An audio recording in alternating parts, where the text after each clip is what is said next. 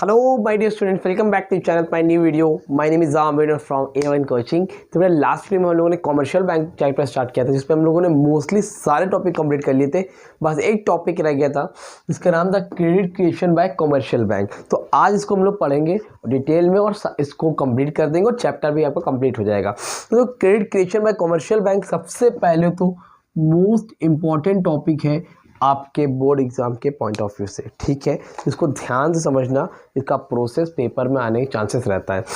अब ये credit creation है क्या, ध्यान से समझना। देखो बेटा, क्रेडिट क्रिएशन का मतलब ये होता है कि बैंक, कमर्शियल बैंक जो है कैसे पैसा बनाता है। मतलब देखो, क्रेडिट यानी कि लोगों को उधार में पैसे देता है और उसी पैसे से क्या करता है, पैसे बनाता है। मतलब जैसे आप कुछ पैसे जमा करोगे, उसी पैसे को लोन पे देगा, उससे इंटरेस्ट लेगा और उस पैसे को डबल कर देगा, ट्रिपल कर देगा, ठीक है। तो आज हम लोग क्या पढ़ने वाले हैं, credit creation bye commercial bank. कि एक कमर्शियल बैंक पैसा कैसे बनाता है, कैसे अपनी इनकम कर जनरेट करता है। समझ में आ रही बात। तो credit creation bye commercial bank में सबसे पहले इसको समझने के लिए आपको दो अजम्पशन मानने पड़ेंगे। क्या अजम्पशन मानने पड़ेंगे, यहाँ पे मैं लिख दे रहा हूँ, लिख लो। पहला अजम्पशन है ऑल बैंक्स आर सेम। जितने भी बैंक हैं वो सेम है, ये अजम्पशन है, ठीक है। क्योंकि अजम्पशन नहीं मानो तो समझ में नहीं आएगा।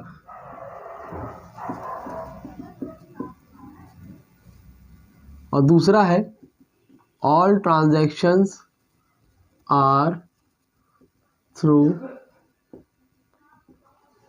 फ्रॉम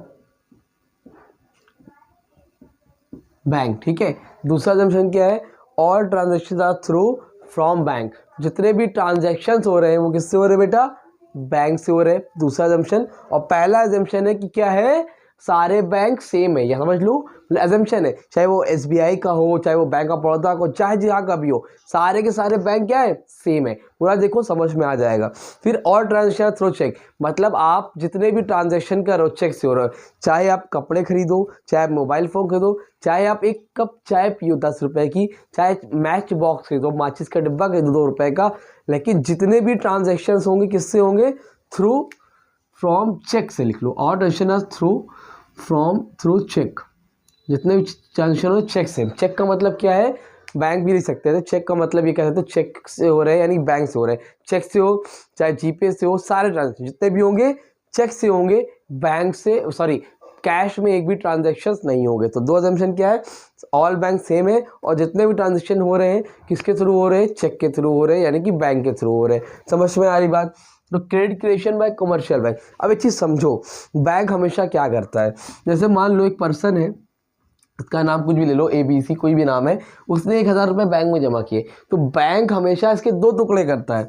बैंक क्या करता है, इसके हमेशा दो टुकड़े करता है। दो टुकड़े का मतलब कुछ पैसे लोन पे दे देता है और कुछ पैसे रिजर्व कर लेता है। क्या करता है, कुछ पैसे लोन पे दे देता है और कुछ पैसे रिजर्व कर लेता है। जैसे मान लो 1000 में 800 रुपये इसने क्या किए, लोन पे दे दिए। समझ में आ रही बात। और 200 रुपये क्या किए बेटा, इसने रिजर्व कर लिए। रिजर्व को हम लोग क्या बोलते हैं, LRR। LRR का फुल फॉर्म होता है लीगल रिजर्व रेशियो। क्या होता है भैया, लीगल रिजर्व रेशियो, ठीक है।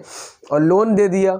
अब ये हमेशा नहीं कि 1000 का 800 यहाँ 200 यहाँ, ये गाइडलाइन प्रोवाइड करता है सेंट्रल बैंक कि कितना पैसा लोन पे देना है, कितना पैसा रिजर्व रखना है। अभी मान लो गाइडलाइन ये है सेंट्रल बैंक की कि 80% लोन पे दो, 200 भी हो, कभी कभी 500 रिजर्व लोन पे होगा, 500 रिजर्व पे होगा, वो डिपेंड करेगा, ठीक है। अब एक चीज़ समझो, ये पैसा लोन पे देता है और ये पैसे रिजर्व कर लेता है। लोन तो दे दिया, ये रिजर्व क्यों करता है, पूरा पैसा लोन पे क्यों नहीं देता।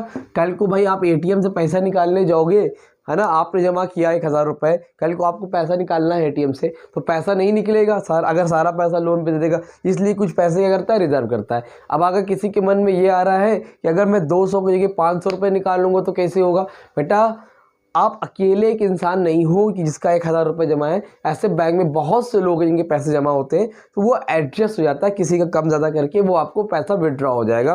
लेकिन कुछ पैसे वो रिजर्व करता है ताकि कस्टमर पैसा जब निकाले तो पैसा अकाउंट से निकल जाए। ये बात समझ में आई कि नहीं है। LRR यानी कि लीगल रजिस्टर, समझ गए, ठीक है। अब हम लोग समझेंगे एक टेबल के थ्रू। तो अब टेबल के थ्रू में अब आप लोग बना लो यहाँ पे टेबल बना लो। पहले टेबल में लिख लो फेस, बुक में आपके बैंक भी लिखा हुआ है, बैंक भी लिख सकते हो फेस, फिर यहाँ पर लिख सकते हो डिपॉजिट, प्राइमरी डिपॉजिट यानी कि डिपॉजिट, ठीक है। फिर आपने क्या किया, रिजर्व और लोन, यहाँ पर लिख लो रिजर्व और यहाँ पर लिख लिया हमने लोन, ठीक है।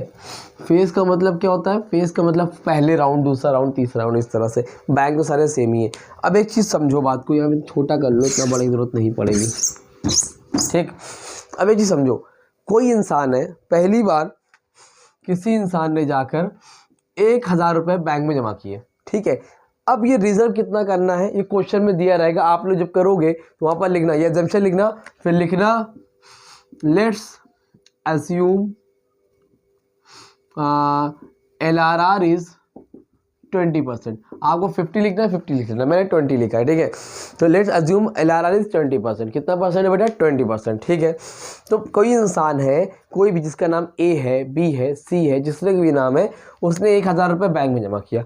अब आप लोग क्या कर जानते हो कि बैंक क्या करेगा, इस पैसे को किसी को लोन पे दे देगा। तो 1000 रुपये जमा किया, तो इसका जमा करने वाले का नाम था, मान लो अनिल, क्या नाम था, अनिल ने 1000 रुपये जमा किया।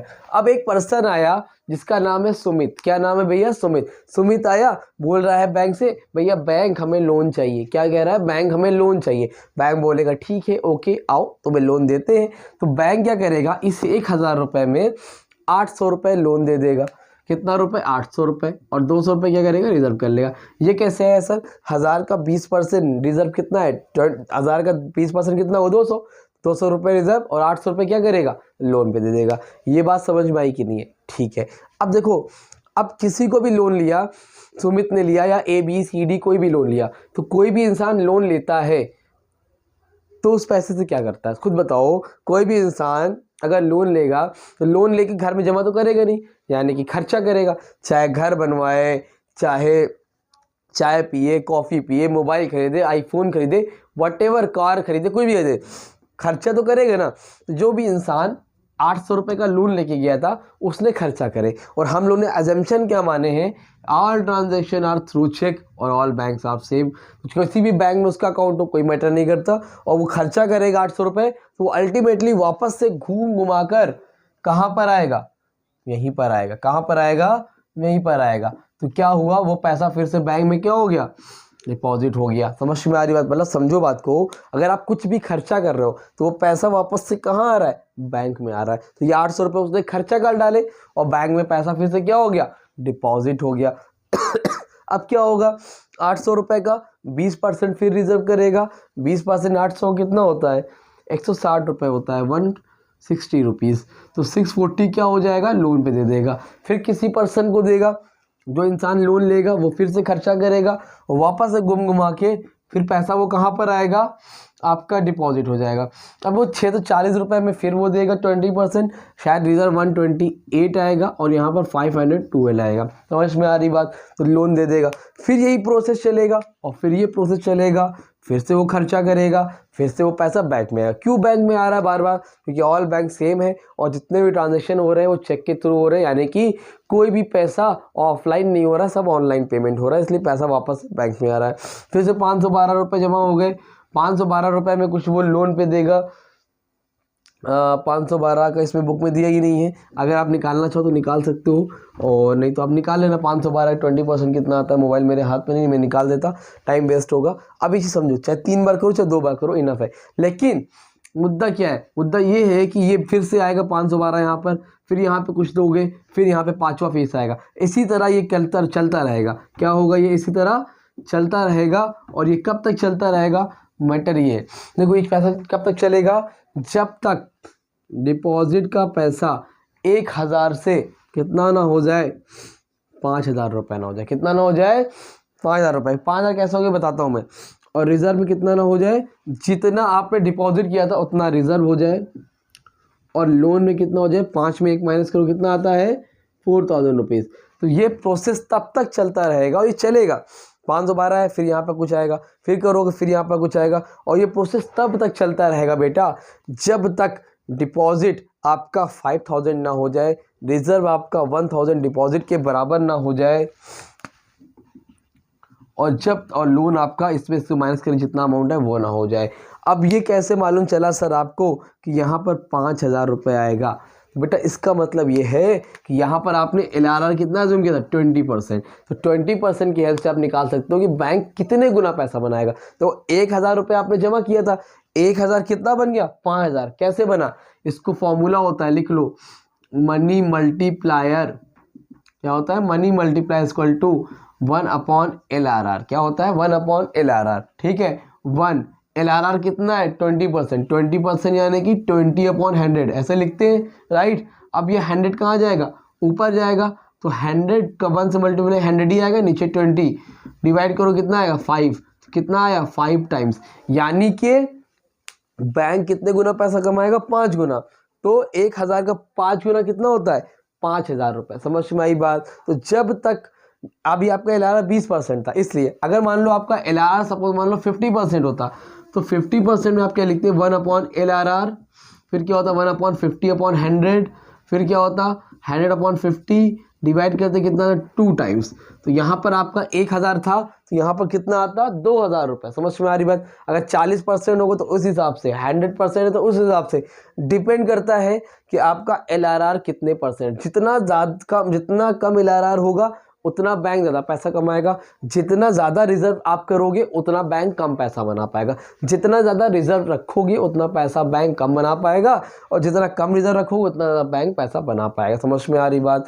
तो ये प्रोसेस, तो आपने चीज़ समझ में आई कि बैंक आपके ही 1,000 रुपये को देखो उसने 5 गुना बना दिया, और आपके पास जो पैसा था डिपॉजिट वो रिजर्व और आज लोन पे दे देके उसने 1 गुने को 5 गुना पैसा बना दिया। कल को अगर ये 10% हो जाए तो बैंक और पैसा बनाएगा। समझ में आ रही बात? तो जितना कम LRR होगा उतना ज़्यादा पैसा बैंक बनाता है। तो इस तरह से बैंक पैसा बनाता है। आई होप आपको समझ में आया होगा। अब इसका आंसर राइटिंग कैसे लिखनी है, आंसर राइटिंग के लिए आप नोट्स ले सकते हो, बाकी मैं आपको समझा दे रहा हूँ। देखो ये बैंक है, बैंक के पास 1,000 रुपये थे, हाँ।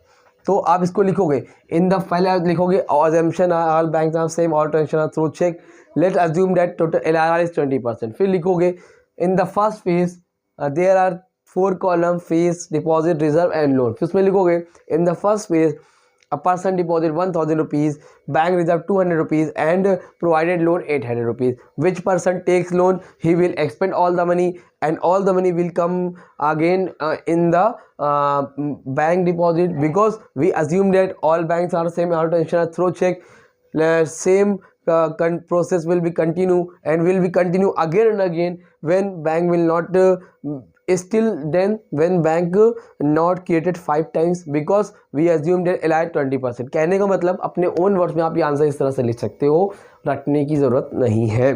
तो ये बहुत इंपॉर्टेंट टॉपिक है, इसका स्क्रीनशॉट लेना है, स्क्रीनशॉट लो। चलो ठीक है, तो इसी के साथ आपके चैप्टर भी कंप्लीट हो गए कमर्शियल बैंक। नेक्स्ट वीडियो में कल हम लोग स्टार्ट करेंगे सेंट्रल बैंक। अगर आपको वीडियो अच्छी लगी तो वीडियो को लाइक करो, चैनल सब्सक्राइब करो। नोट्स चाहिए तो नंबर लिख लो, PDF नोट्स के लिए 8957250045 पे भी कांटेक्ट करके आप नोट्स ले सकते हो। उम्मीद करता हूँ वीडियो अच्छी लगी होगी। वीडियो को लाइक करो, चैनल सब्सक्राइब करो। मिलते हैं न्यू वीडियो में, तब तक के लिए थैंक यू सो मच।